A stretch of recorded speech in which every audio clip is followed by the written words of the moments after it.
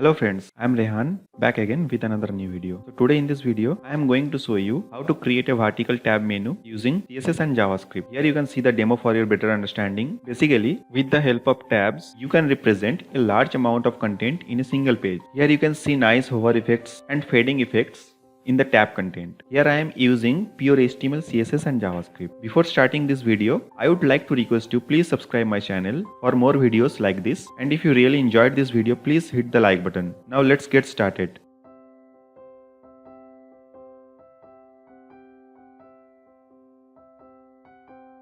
तो गाइस सबसे पहले एक फोल्डर बना लीजिए अपना डेस्कटॉप पर और उसका कोई भी एक नाम दे दीजिए। फॉर द सिंपलिसिटी मैं यहाँ पर डेमो नाम ले लेता हूँ। इस प्रोजेक्ट में मैं विजुअल स्टूडियो कोड यूज़ करने वाला हूँ, तो इसके लिए मैं सबसे पहले इस फोल्डर को विजुअल स्टूडियो कोड में ओपन कर लेता हूँ।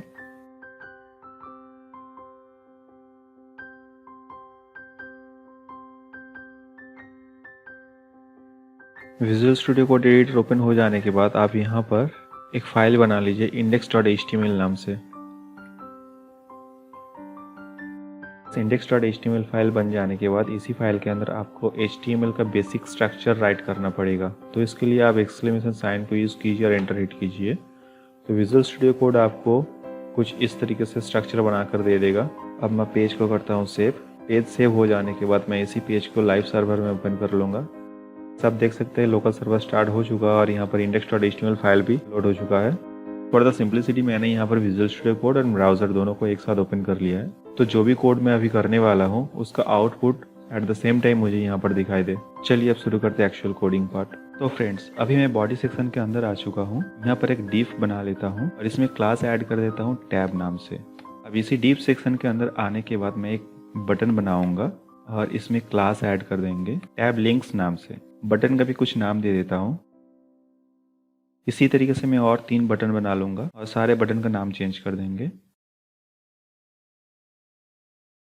तो गाइस मैंने यहाँ पर अभी 4 बटन ले लिया। अब कंट्रोल एस करके पेज को करता हूँ सेव। तो आप देख सकते हैं कि यहाँ पर मेरा चारों के चारों बटन शो होने लगे हैं। तो गाइस ये वाला डिव मेरा टैब लिंक्स के लिए बनकर तैयार हो गया। अभी मैं फिर से एक डिव बनाने वाला हूँ टैब कंटेंट के लिए। हर एक बटन के लिए इंडिविजुअली टैब कंटेंट बनेगा। एक डिव ले लेता हूँ और इसी डिव में क्लास ऐड करता हूँ टैब कंटेंट नाम से। Okay perfect. अभी इसी डिव के अंदर एक h3 टैग ले लेता हूँ और उसमें मैं नाम दे देता हूँ ग्रेप्स। इसमें थोड़ा डमी टेक्स्ट भी ले लेता हूँ लॉरेम 15। Control S. तो यहाँ पर ग्रेप्स के लिए मेरा एक कंटेंट तैयार हो चुका है। इसी तरीके से मैं लेमन, मैंगो एंड ऑरेंज के लिए भी कंटेंट बना लेता हूँ। मैं इसी को ही कॉपी कर लेता हूँ 3 टाइम्स। ये हो जाएगा मेरा lemon, next mango and next orange. Perfect. Control S. यहाँ पर मेरा चारों बटन और चारों कंटेंट बनके तैयार हो चुका है। तो गाइस हम लोग अपना HTML पार्ट को कंप्लीट कर लिए। अभी हम लोगों का काम है कि यहाँ पर CSS अप्लाई करना। CSS की मदद से हम लोग इसका लुक एंड फील को थोड़ा इंप्रूव कर लेंगे। तो अभी हम लोग यहाँ पर इंटरनल CSS यूज करने वाले हैं। इंटरनल CSS यूज करने के लिए आपको हेड सेक्शन में आना पड़ेगा और हेड सेक्शन में आप एक स्टाइल टैग लीजिए। अब इसी स्टाइल टैग के अंदर हम लोग अपना CSS कोड राइट करेंगे। तो गाइस अभी मैं यूनिवर्सल सिलेक्टर के मदद से बॉक्स साइज बॉर्डर बॉक्स ले लेता हूँ। Control S. ओके गाइस तो नेक्स्ट मैं टैब क्लास के मदद से पर्टिकुलर उस डिव के ऊपर कुछ CSS प्रॉपर्टी अप्लाई करना चाहूँगा। इसमें फ्लोट ले लेता हूँ लेफ्ट। नेक्स्ट बैकग्राउंड कलर थोड़ा लाइट कलर ले लिया मैंने यहाँ पर। Next border 1 pixel solid CCC। इसका विड्थ सेट कर देता हूँ 20% एंड हाइट हो जाना चाहिए 400 पिक्सल। हाइट आप अपने अकॉर्डिंग भी एडजस्ट कर सकते हैं। कंट्रोल एस करके पेज को सेव कर देता हूँ। अब देख सकते हैं कि यहाँ पर मेरा विड्थ हो चुका है 20% और हाइट हो चुका है 400 पिक्सल और इसी के साथ साथ बैकग्राउंड कलर भी अपना अप्लाई हो चुका है। अब नेक्स्ट इसी डिव के अंदर जितने सारे बटन्स है उसी के ऊपर CSS प्रॉपर्टी अप्लाई कर देता हूँ। तो इसके लिए टैब के अंदर जितने सारे बटन है उस बटन के ऊपर इसके अंदर जो भी CSS प्रॉपर्टी राइट करेंगे वो अप्लाई हो जाएगा। तो सबसे पहले हम लोग डिस्प्ले प्रॉपर्टी ले लेते हैं। Display block. नेक्स्ट पैडिंग ले लेता हूँ मैं 24 pixel and 16 pixel. Next background colour जो है वो इनहेरिट होना चाहिए। बैकग्राउंड कलर इनहेरिट हो जाना चाहिए अपने पेरेंट्स से। नेक्स्ट टेक्स्ट कलर जो होगा वो ब्लैक होना चाहिए। सॉरी ब्लैक के लिए 000। एक बार कंट्रोल एस करके मैं आपको दिखाता हूँ। तो गाइस आप देख सकते हैं यहाँ पर अभी तक जितने सारे प्रॉपर्टी यूज की है वो प्रॉपर्टी यहाँ पर अप्लाई हो चुका है। अब इसमें से मैं बॉर्डर जो है ना बॉर्डर को नन सेट करता हूँ। बॉर्डर नन, कंट्रोल एस के साथ साथ आउटलाइन को भी मैं नन सेट कर देता हूँ, कंट्रोल एस। टेक्स्ट अलाइनमेंट हो जाना चाहिए लेफ्ट, और कर्सर को पॉइंटर, कर्सर पॉइंटर। नेक्स्ट इसका विड्थ हो जाना चाहिए 100%, ओके। और इस पे ट्रांजिशन प्रॉपर्टी को भी यूज कर लेता हूँ मैं, 0.4s, कंट्रोल एस करके मैं सेव करता हूँ पेज को, ओके परफेक्ट। तो गाइस अब मैं इसी बटन के ऊपर होवर इफेक्ट भी लगा देता हूँ। तो इसके लिए टैब के अंदर जितने सारे बटन हैं उसके ऊपर होवर होने पर मेरा बैकग्राउंड कलर हो जाना चाहिए थोड़ा light pink colour, control S. अभी मैं अगर ब्राउजर पे जाके देखूं तो आप देख सकते हैं कि यहाँ पर बैकग्राउंड कलर जो है वो लाइट पिंक कलर सेट हो रहा है मेरे कर्सर के होवर होने पर बटन पे, परफेक्ट। सेम इसी तरीके से मैं एक्टिव क्लास के ऊपर भी बैकग्राउंड कलर चेंज कर देता हूँ।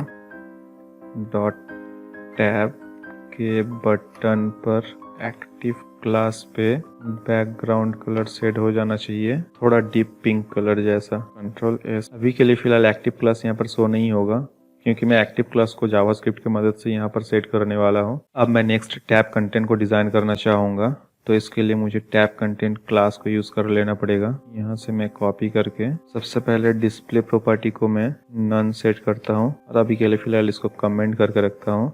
नेक्स्ट फ्लोट भी मेरा लेफ्ट होना चाहिए यहाँ पर भी। बैकग्राउंड कलर थोड़ा लाइट पिंक सेट कर देता हूँ मैं।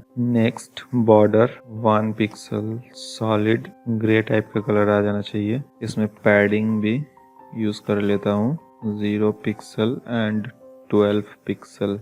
इसका विड्थ हो जाना चाहिए 80% क्योंकि पहले मैं 20% ले चुका हूँ विड्थ, तो मेरा 100% विड्थ कंप्लीट हो चुका टैब कंटेंट और टैब दोनों को मिलाकर। अब नेक्स्ट इसका जो बॉर्डर है ना, बॉर्डर लेफ्ट को मैं नन करूँगा वरना डबल बॉर्डर यहाँ पर शो होने लगेंगे। अब नेक्स्ट इसका हाइट को मैं, वहाँ पर मैंने 400 पिक्सल लिया तो यहाँ पर भी 400 पिक्सल ले लेता हूँ ताकि दोनों हाइट बराबर सेम दिखने लगे। कंट्रोल एस करके पेज को सेव कर देता हूँ।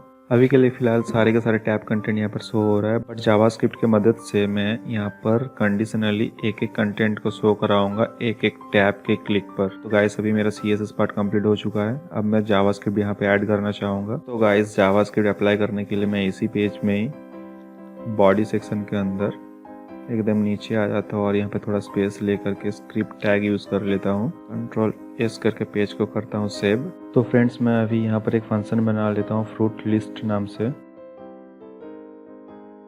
और ये फंक्शन कॉल होना चाहिए हर एक बटन के क्लिक होने पर।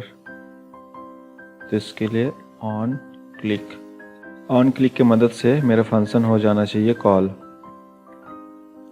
मैं इसको थोड़ा बड़ा कर लेता हूँ अभी के लिए फिलहाल। इसमें मैं 2 आर्गुमेंट पास करना चाहूँगा, एक हो जाएगा मेरा इवेंट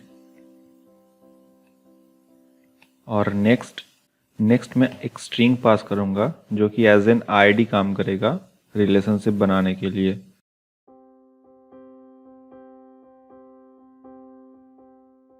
इसी के साथ साथ मैं हर एक टैब कंटेंट के डिप पर आईडी भी सेट कर लेता हूँ। इसका आईडी हो जाना चाहिए grapes, next lemon, next ID mango, next ID orange, control S. तो गाइस मैं अपने फंक्शन पे इसी स्ट्रिंग को रिसीव करूंगा और इसी स्ट्रिंग को मैं मैच कराऊंगा इस आईडी से। अब चलते हैं फिर से अपने फंक्शन के बॉडी के अंदर। यहाँ पर सबसे पहले मैं एक वेरिएबल ले लेता हूँ लेट कीवर्ड की मदद से, और वेरिएबल का नाम ले लेता हूँ टैब कंटेंट। अब इस टैब कंटेंट वेरिएबल के अंदर मैं अपने सारे के सारे टैब कंटेंट क्लास को स्टोर कराऊंगा। तो इसके लिए document dot gate element by class name, और इसी के अंदर मैं पास कर दूंगा टैब कंटेंट क्लास को। अब मैं एक फॉर लूप के मदद से टैब कंटेंट वेरिएबल को एक्सेस करना चाहूंगा और उसका डिस्प्ले प्रॉपर्टी को मैं नन सेट करूंगा हर एक टैब कंटेंट क्लास के डिप के ऊपर।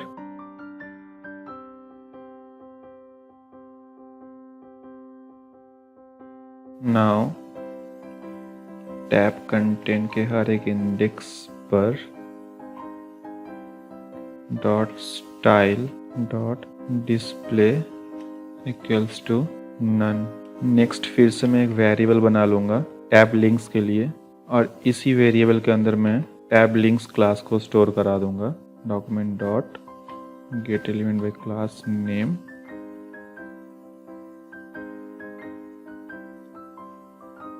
टैब लिंक्स को कॉपी करके मैं यहाँ पर पेस्ट कर देता हूँ। इसी के अंदर भी मैं फॉर लूप लगा लेता हूँ, और फॉर लूप की मदद से मैं यहाँ पर एक्टिव क्लास को रिमूव करना चाहूँगा। तो इसके लिए let i equals to 0, i less than tab links dot length i plus plus. तो गाइज यहाँ पर मैं एक कंडीशन अप्लाई करूँगा जहाँ पे टैब लिंक्स क्लास के साथ साथ अगर एक्टिव क्लास पर्टिकुलर उस डीप के अंदर रहेगा तो वहाँ से एक्टिव क्लास को रिमूव हो जाना चाहिए। तो इसी के लिए मैं टैब लिंक्स के इंडेक्स पर क्लास नेम हो जाना चाहिए। तो इसके लिए फिर से टैब लिंक्स के हर एक इंडेक्स से मैं class name co dot class name को रिप्लेस करा देता हूँ। अगर एक्टिव रहेगा तो उस पे एम्प्टी सेट कर दो।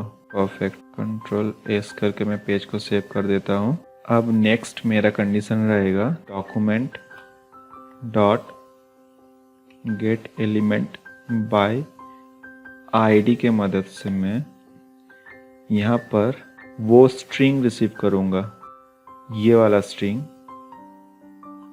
तो यहाँ पर मैं पहला इवेंट जो मैं पास कर रहा हूँ उस इवेंट ले लेता हूँ, और दूसरा आर्गुमेंट हो जाएगा मेरा फ्रूट्स नेम।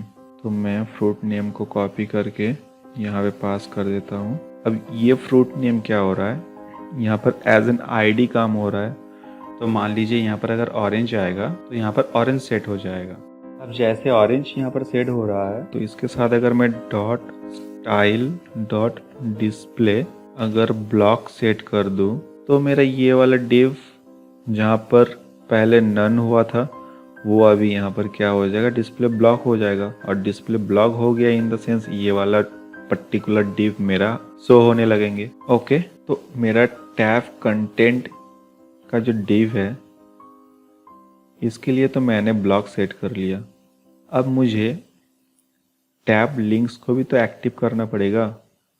तो टैब लिंक्स को एक्टिव करने के लिए मुझे ये आइडेंटिफाई करना पड़ेगा कौन सा बटन क्लिक हो रहा है। तो उसके लिए मैं क्या करूँगा, यहाँ पर इवेंट को यूज़ करूँगा। जो इवेंट मैं वहाँ से पास कर रहा था वही इवेंट के करंट टारगेट TARGET, स्पेलिंग आप सही से लिखिएगा ताकि कोई मिस्टेक होने पर आपको अननेसेसरी एरर शो ना हो जाए। करंट टारगेट के क्लास नेम के साथ और एक क्लास ऐड हो जाना चाहिए और वो है active class. Now control save. Okay, अब मैं चलता हूँ अपने ब्राउज़र पे, पेज को करता हूँ रिफ्रेश। ओके, तो आप देख सकते हैं अभी भी फ़िलहाल तीनों के तीनों कंटेंट ही यहाँ पर, चारों कंटेंट ही यहाँ पर शो हो रहा है, जस्ट बिकॉज मैंने यहाँ पर डिस्प्ले प्रॉपर्टी को अभी कमेंट करके रखे हैं। चलिए इसको अनकमेंट करके पेज को करता हूँ सेव। तो आप देख सकते हैं कि यहाँ पर कोई भी कंटेंट शो नहीं हो रहा है। तो अभी अगर मैं लेमन पे क्लिक करूँ तो आप देख सकते हैं लेमन यहाँ पर शो हो रहा है और इसके साथ साथ इसका टैब भी हाईलाइट हो चुका है। सेम अगर ऑरेंज पे क्लिक करूँ तो ऑरेंज शो हो रहा है और इसका टैब हाईलाइट हो रहा है। Grapes, mango, lemon, orange. यहाँ पर मैं थोड़ा थोड़ा डमी टेक्स्ट को भी कम और ज़्यादा कर देता हूँ ताकि आपको और भी सही से दिखाई दे।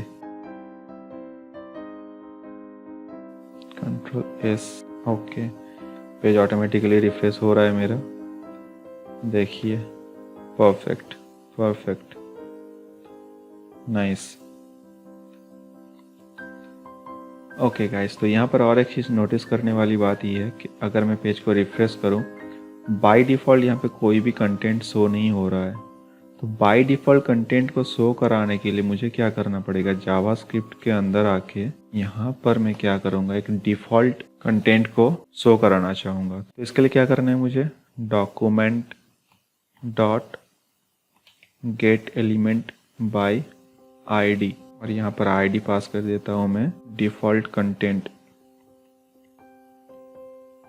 अब इस डिफ़ॉल्ट कंटेंट आईडी को मैं करता हूँ कॉपी, ओके, और इसके साथ dot click, perfect, control S, but उसके पहले डिफ़ॉल्ट को मैं ग्रेप्स को डिफ़ॉल्ट कर देता हूँ। तो मुझे यहाँ पर एक आईडी लगाना पड़ेगा, ID default control S, okay, perfect. तो गाइस अभी आप देख सकते हैं कि मेरा पेज रिफ्रेश होने पर मेरा डिफ़ॉल्ट कंटेंट ग्रेप्स एक्टिव हो रहा है। तो मैंगो पे क्लिक करूँ तो मैंगो एक्टिव हो रहा है, बट अगर पेज को रिफ्रेश करूँ तो बाय डिफ़ॉल्ट ग्रेप्स एक्टिव हो जा रहा है। फिर orange, mango, lemon, grapes, mango, orange, perfect. So guys, finally we have created vertical tab menu using CSS and JavaScript. Thanks for watching this video. If you have any doubts and queries, feel free to comment in comment section below. I will be back with another new video. Till then, bye bye for now. Stay safe and stay happy. Thank you.